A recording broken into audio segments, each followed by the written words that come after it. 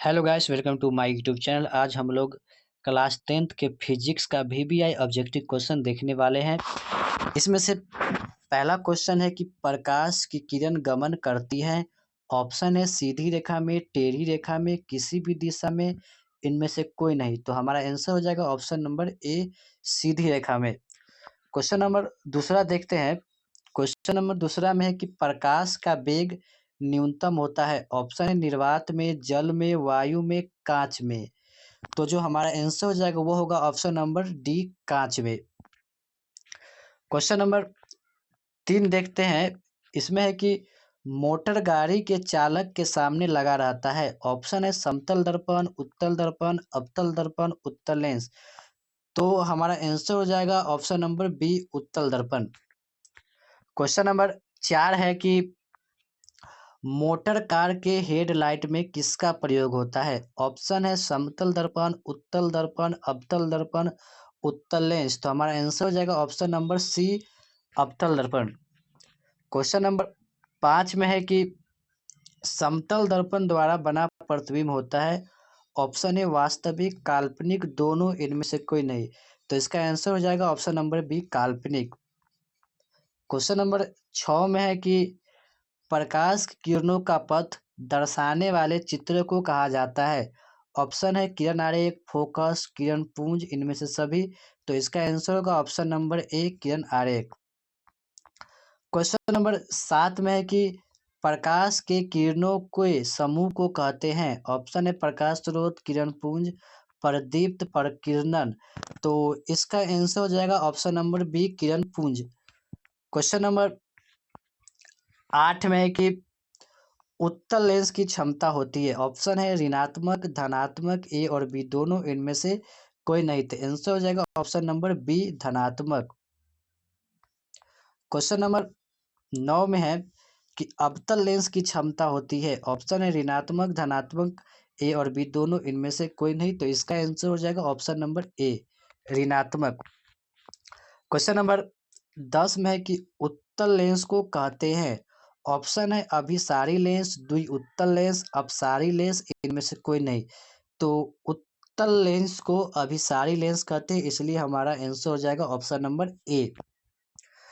Question number 11 में है कि अवतल लेंस को कहते हैं। ऑप्शन है अभिसारी लेंस, द्विउत्तल लेंस, अपसारी लेंस, इनमें से कोई नहीं। तो इसका आंसर हो जाएगा ऑप्शन नंबर सी, अपसारी लेंस। क्वेश्चन नंबर 12 देखते हैं। यह है कि निम्न में से कौन सा पदार्थ लेंस बनाने के लिए प्रयुक्त नहीं किया जा सकता है। ऑप्शन है जल, कांच, प्लास्टिक, मिट्टी। तो आंसर हो जाएगा ऑप्शन नंबर डी, मिट्टी। क्वेश्चन नंबर 13 में है कि किस दर्पण से हमेशा वस्तु से छोटा प्रतिबिंब प्राप्त होता है। ऑप्शन है समतल, उत्तल, अवतल और कोई नहीं। तो इसका आंसर हो जाएगा ऑप्शन नंबर बी, उत्तल दर्पण।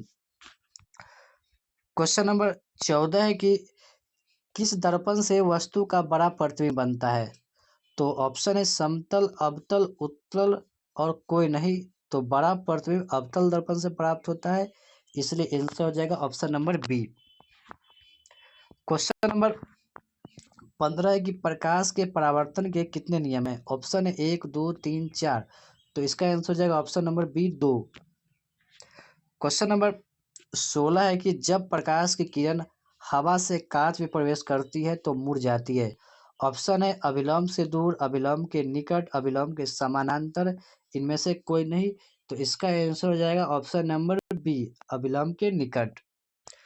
क्वेश्चन नंबर 17 है कि फोटोग्राफी कैमरा का अभिदृश्यक होता है। ऑप्शन है उत्तल लेंस, अवतल लेंस, उत्तल दर्पण, अवतल दर्पण।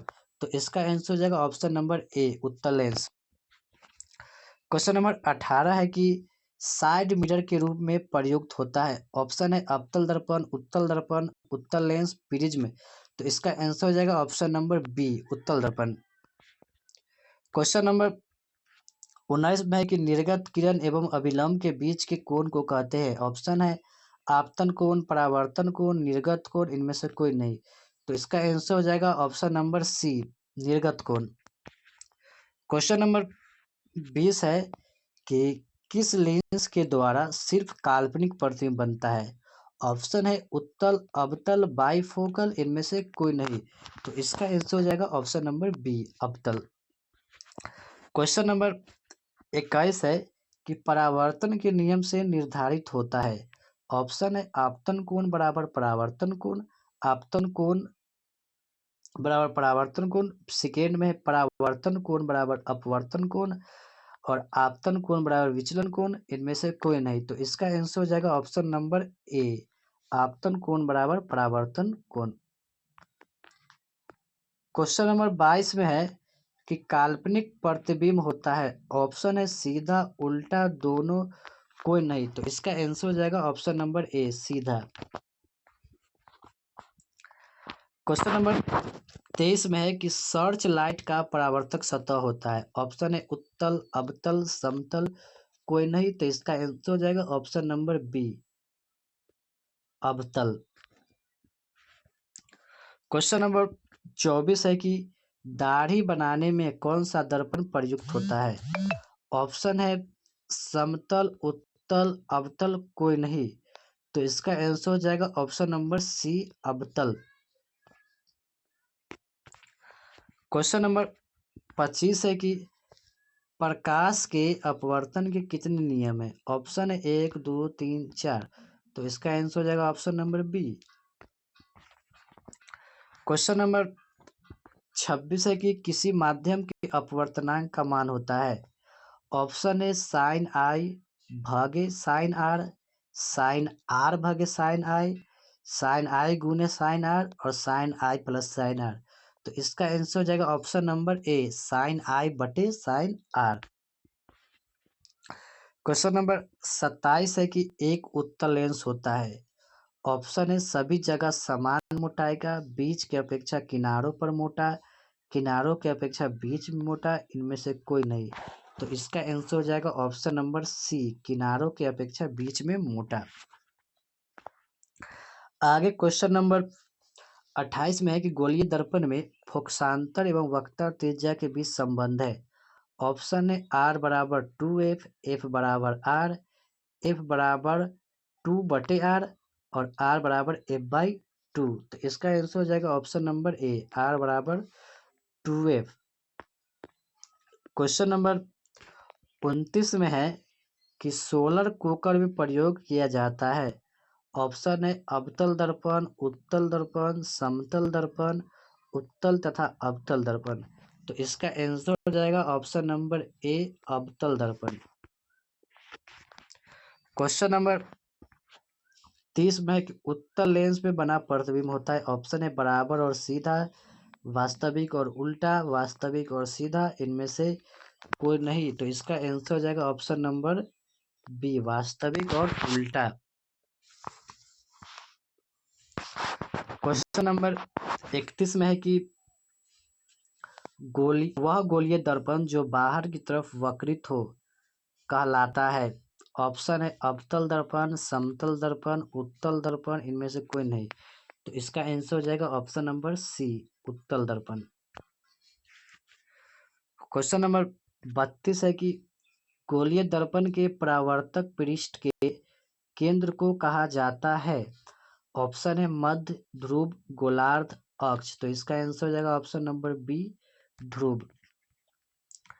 क्वेश्चन नंबर 33 है कि अवतल दर्पण के मुख्य फोकस पर रखे बीम का प्रतिबिंब की स्थिति होती है। ऑप्शन है वक्ता केंद्र पर, मध्य बिंदु पर, अनंत पर, सभी पर। तो इसका आंसर हो जाएगा ऑप्शन नंबर सी, अनंत पर। क्वेश्चन नंबर 34 में है कि अवतल दर्पण के ध्रुव और मुख्य फोकस के बीच रखे बीम का प्रतिबिंब की प्रकृति होती है। ऑप्शन है आभासी तथा उल्टा, आभासी एवं सीधी, काल्पनिक एवं सीधी, सभी। तो इसका आंसर बी और सी दोनों होगा। क्वेश्चन नंबर 35 है कि दंत विशेषज्ञ मरीजों के दांतों का बड़ा प्रतिबिंब देखने के लिए किस दर्पण का उपयोग करते हैं? ऑप्शन है अवतल दर्पण, समतल दर्पण, उत्तल दर्पण, सभी। तो इसका आंसर हो जाएगा ऑप्शन नंबर ए, अवतल दर्पण। क्वेश्चन नंबर 36 है कि गोलीय दर्पण का वक्रता केंद्र को किस अक्ष से निरूपित किया जाता है? ऑप्शन है सी, पी, ओ, एफ। तो इसका आंसर हो जाएगा option number A, C.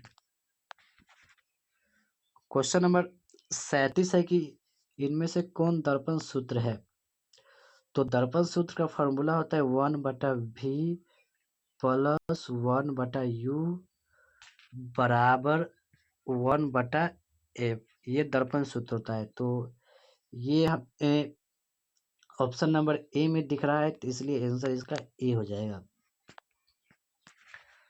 Question number 38 है कि लेंस के केंद्रीय बिंदु को कहते हैं। ऑप्शन है वक्रता केंद्र, प्रकाशिक केंद्र, द्वारक केंद्र और अक्ष केंद्र प्रकाश की। तो इसका आंसर हो जाएगा ऑप्शन नंबर बी, प्रकाशिक केंद्र। क्वेश्चन नंबर 39 है कि पतले लेंस की आवर्धन क्षमता होती है। ऑप्शन है कम, अधिक, संतुलित, सभी। तो इसका आंसर हो जाएगा ऑप्शन नंबर ए, कम। क्वेश्चन नंबर 40 है कि मोटे लेंस की आवर्धन क्षमता होती है। ऑप्शन है कम, अधिक, संतुलित, सभी। तो इसका आंसर हो जाएगा ऑप्शन नंबर बी, अधिक। तो आज का टोटल 40 क्वेश्चन हो गया। आप लोग बताइए कि 40 में आप लोगों का कितना सही हुआ, कमेंट कीजिए।